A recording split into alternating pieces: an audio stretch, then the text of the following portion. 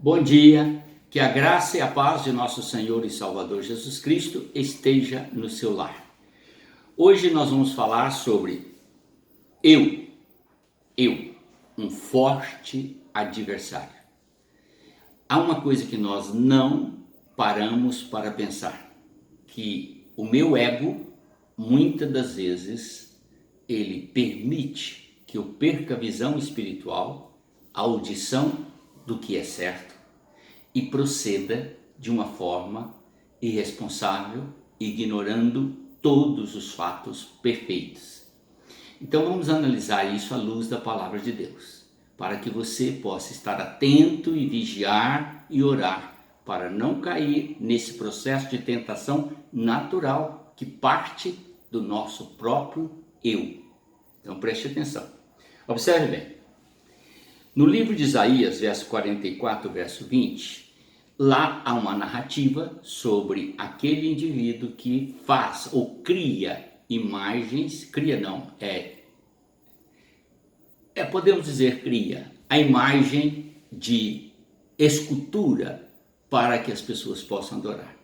Então o texto lá de Isaías relata que o indivíduo vai lá na floresta, corta uma madeira, vem para casa com aquela madeira que é grande, tira alguns pedaços da madeira, faz um fogo, aquece, faz sua comida e o restante da madeira que ele separou, ele cria uma imagem.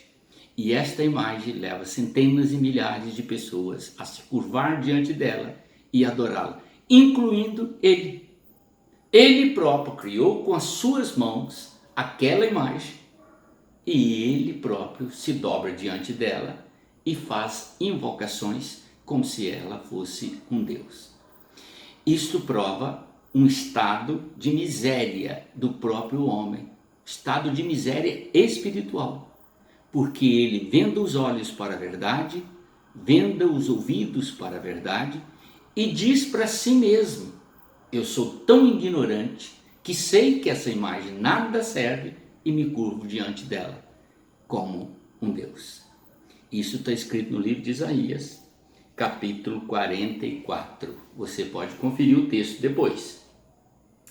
Também nós temos aqui que o nosso eu, ele é tão terrível que ele, quando está sobrepondo a força do nosso espírito, ele faz com que nós sejamos aquele indivíduo vaidoso, orgulhoso, cheio de si.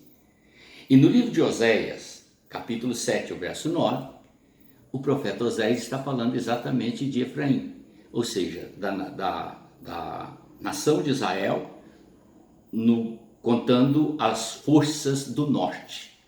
Que Israel estava tão distraído espiritualmente diante de Deus, que ele não via os perigos e nem ouvia. A consciência dele estava adormecida. Não estava atento a nada que acontecia ao redor e os inimigos chegavam e faziam o que queriam. Assim acontece com o crente hoje, quando ele adormece a sua consciência diante do Senhor. É por isso que Paulo diz: desperta tu que dormes, levanta diante dos mortos e Cristo te esclarecerá. Porque se você ficar adormecido, meu querido, a sua mente vai ficar paralisada e você não vai ter um crescimento espiritual à altura para se tornar um varão perfeito, conforme diz a palavra. A terceira coisa que eu gostaria que você pensasse é exatamente sobre a autoconfiança. Isso no livro de Marcos, capítulo 10, o verso 39. Pedro, cheio de si, ergue o seu peito e desafia uma palavra que Jesus está dizendo, que todos haveriam de abandoná-lo, e ele disse: eu de forma alguma nunca te abandonarei. No entanto, ele negou Jesus 3 vezes. A autoconfiança é outro grande problema do nosso eu, do nosso ego. Eu sou, eu faço, eu dou conta, eu não tenho medo. Isso é um grande problema. Por isso que Paulo diz: posso todas as coisas naquele que me fortalece. Porque quando nós submetemos a nossa fraqueza ao poder do Senhor Jesus, somos mais do que vencedores. Mas o nosso poder não tem autoridade alguma contra o mal. Ainda quero levantar para você que o eu retém o pecado. Retém o pecado. Muitas vezes os fariseus, os escribas, conversando com Jesus, eles diziam que estavam dentro da lei, cumprindo as determinações que foram dadas através de Moisés, e também eram filhos de Abraão. E nessas conversações Jesus sempre dizia para eles: vocês estão cegos, porque não podem ver nada. E quando eu falo daquilo que o Pai me deu do céu. E eu vim para que tenham vida. Mas eles não estavam interessados na vida que Jesus oferecia. Estavam interessados em permanecer no seu egocentrismo. Perdão.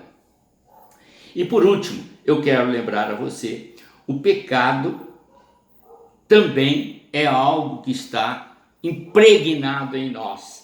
E ele nos afasta de Deus. Efésios capítulo 4, verso 18, nós temos essa declaração. O eu, portanto, meu querido, tem que ser destronado, tirado do nosso coração. E Jesus tem que ser convidado para fazer parte da nossa vontade. Por isso que a Bíblia diz que devemos ter a mente de Cristo e Jesus tem que estar sentado no nosso coração. Amém? Quem faz isso, vence o eu. Quem não faz, deixa o eu dominá-lo até o dia do juízo. Isso é terrível. Não faça isso. Seja um instrumento do Senhor. Deus te abençoe. Oremos. Pai eterno, em nome do Senhor Jesus, eu te peço, torna-nos humildes perante a tua face, para que possamos, ó Deus, destronar o nosso eu e colocar Jesus assentado no trono de nosso coração, para que ele tenha domínio perfeito da nossa vontade e nos conduza sempre pelas veredas da justiça. É a bênção que eu te peço em nome do Senhor Jesus. Amém.